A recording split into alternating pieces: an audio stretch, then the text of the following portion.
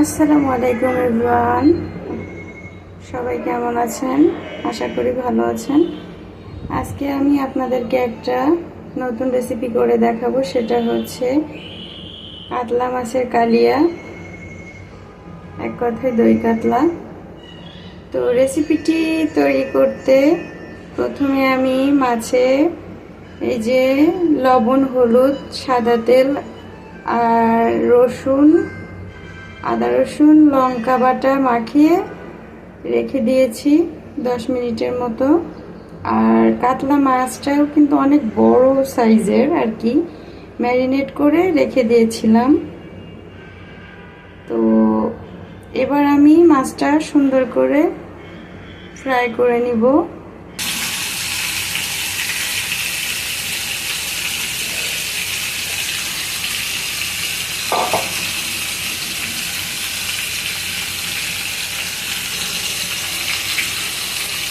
খুব বেশি ভাজার দরকার নেই, মধ্যম ভাজা মানে ভাজলেই হবে। এপাশ ওপাশ উল্টিয়ে মিডিয়াম ভাজলেই হয়ে যাবে, বেশি ভাজলে ভালো লাগবে না খেতে।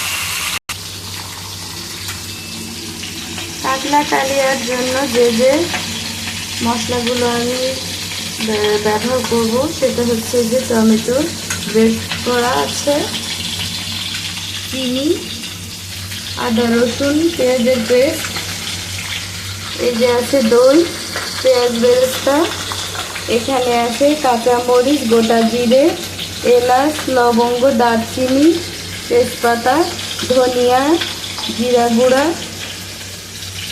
তারপর কাঁচা লঙ্কা গুঁড়া,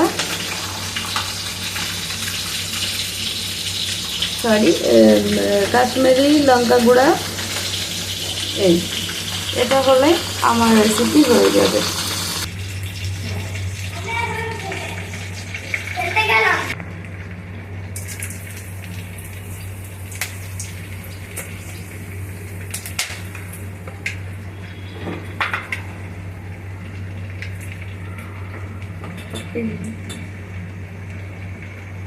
পেঁয়াজ কুচি দিয়ে দিলাম, ফ্লেভারটা ছড়িয়ে গেছে।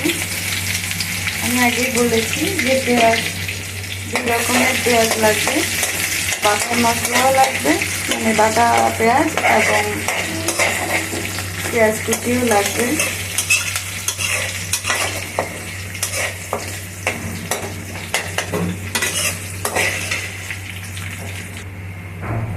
খুব সুন্দর করে লাল করে ভেজে নিব। যখন দেখবেন পেঁয়াজটা খুব ভালোভাবে লাল হয়ে গেছে, তখন দিয়ে দিতে হবে চিনি। এবার দিয়ে দিব চিনি। চিনিটা আপনাদের অপশনাল, মানে অল্পও দিতে পারেন, বেশিও দিতে পারেন, যার যেমনটা পছন্দ আর কি।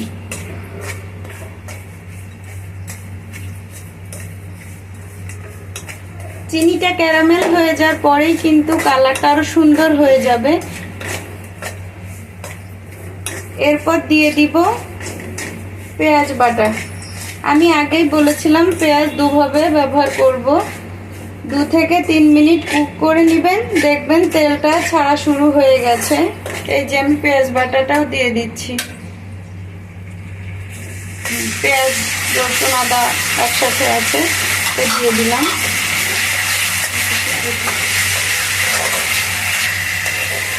দেখতে পাচ্ছেন ভিউয়ার্স, আমার মশলা থেকে তেল ছাড়া শুরু হয়ে গেছে, এবং এখানে রসুন আর আদা বাটা, কাঁচা লঙ্কা, এগুলো কেটে রেখেছিলাম, এগুলো দিয়ে দিব। লবণ, জিরার গুঁড়া আর মরিচের গুঁড়া এগুলো সব অ্যাড করে দিলাম। ধনিয়া গুঁড়াও আছে ওর সাথে। লবণ স্বাদ মতো দিবেন। এবার মশলাটা ভালোভাবে কষতে থাকবো। তেলও ছাড়তে শুরু করবে একটু পরে। একটু সামান্য পরিমাণে পানি দিয়ে দিব, মশলাটা না হলে ধরে যাচ্ছে।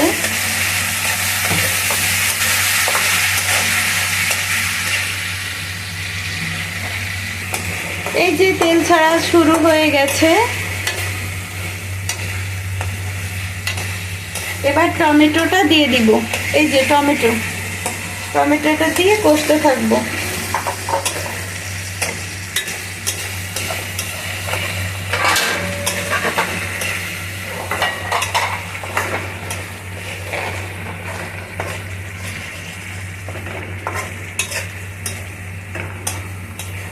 আর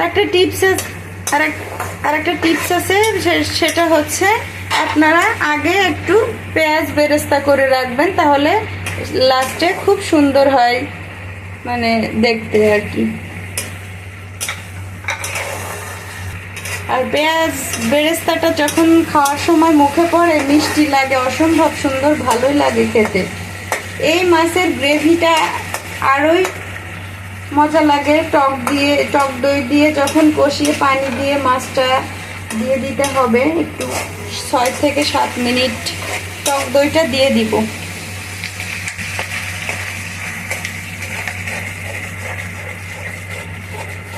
ছয় 7 মিনিট কষতে থাকবো গাইস। 6-7 মিনিটের মতো পানি দিয়ে ফুটিয়ে মাছটা দিয়ে দিতে হবে, তাহলেই কিন্তু রান্নাটা মোটামুটি কমপ্লিট হয়ে যাবে। আর দুর্দান্ত একটা রান্না হবে কাতলা মাছের কালিয়া। আপনারা বাসায় অবশ্যই ট্রাই করে দেখবেন। রান্নাটা কিন্তু অসম্ভব সুন্দর হয়। আপনারা যারা করেননি তারা অবশ্যই ট্রাই করে দেখবেন। আমার আন্তরিকভাবে রিকোয়েস্ট থাকবে যে রান্নাটা যে করেননি সে অবশ্যই করে দেখবেন। রান্নাটা প্রায় হয়ে এসেছে। আমি রান্নাটা এখনই নামিয়ে নিব। আমার কাতলা কালিয়া ফাইনাল লুক দেখতে আপনারা আর একটু অপেক্ষা করুন, হয়ে যাবে।